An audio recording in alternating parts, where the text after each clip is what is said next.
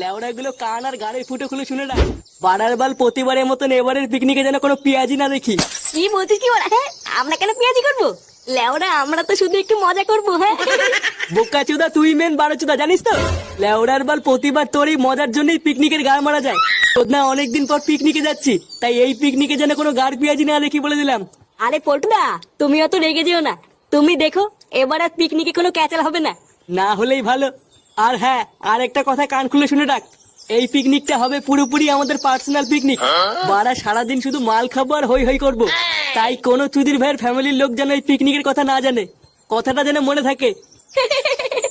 লেওরা তুই কি পাগল চুদা হয়ে গেলি নাকি?